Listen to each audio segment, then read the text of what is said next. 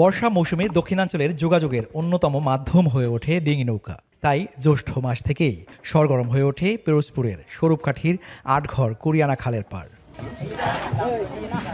প্রতি শুক্রবার সকাল থেকে দুপুর পর্যন্ত বসে দক্ষিণাঞ্চলের সবচেয়ে বড় এই নৌকার হাট। কাঠের তৈরি ছোট বড় নৌকা বিক্রি হয় এখানেই। স্থানীয় কারিগররা নিজের হাতে তৈরি এসব নৌকা নিয়ে আসেন হাটে। দাম শুরু হয় ১৫০০ টাকা থেকে, আর বড় মাপের নৌকার দাম পৌঁছায় ১০,০০০ পর্যন্ত। শত বর্ষ আগে যাত্রা শুরু করা এই হাটে এখনও বিক্রি হয় ৩ থেকে ৩৫০ নৌকা, যার বাজার দর প্রায় ২০ থেকে ২৫ লাখ টাকা। আশপাশের জেলার শত শত ক্রেতা আসেন এখানে। কেউ কেউ একসঙ্গে কিনে নেন ৪-৫টি নৌকা। শুধু কেনাবেচা নয়, এই হাট এখন হয়ে উঠেছে স্থানীয় সংস্কৃতি আর ঐতিহ্যের অংশ।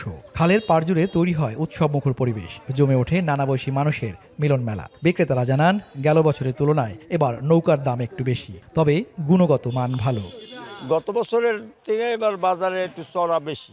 এই বাজারের নৌকা মানসম্মত ভালো। আমাদের নৌকা সবসময় লাগবে, কারণ আমাদের খাল বেশি। জ্যৈষ্ঠ মাস হওয়ার পর থেকে আমরা ব্যানগাই তো চালাই, সোনামে আপল বরিশাল থেকে আসি, নৌকা কিনে নিয়ে যাই।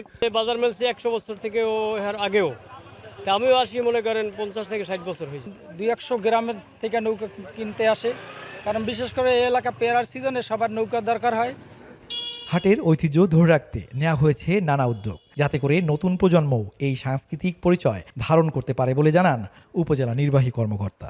এই হাটটাকে আমরা টিকিয়ে রাখার জন্য আমাদের বিভিন্ন পদক্ষেপ রয়েছে। ইতিমধ্যে আমরা এখানে টয়লেট স্থাপন করা অথবা পরিবেশের উন্নয়ন করা এবং কাঠ শিল্পীদেরকে বিভিন্নভাবে উদ্বুদ্ধ করার জন্য আমরা চেষ্টা করে যাচ্ছি, কাজ করে যাচ্ছি উপজেলা প্রশাসন থেকে। আমরা চাই যে আগামী দিনে যাতে করে আমাদের এই প্রজন্ম যারা রয়েছে তারাও এই বিষয়টা ধারণ করবে, এই ঐতিহ্যটাকে ধরে রাখবে। আধুনিক যুগে যান্ত্রিকতার মাঝেও আটঘর কুরিয়ানার নৌকার হাট ধরে রেখেছে গ্রামীণ জীবনের এক প্রাচীন ঐতিহ্য। এমন ঐতিহ্যবাহী হাটগুলোকে সংরক্ষণ এবং স্থানীয় কারিগরদের সহায়তায় উদ্যোগ নিলে টিকে থাকবে গ্রাম বাংলার এই অনন্য পরিচয়।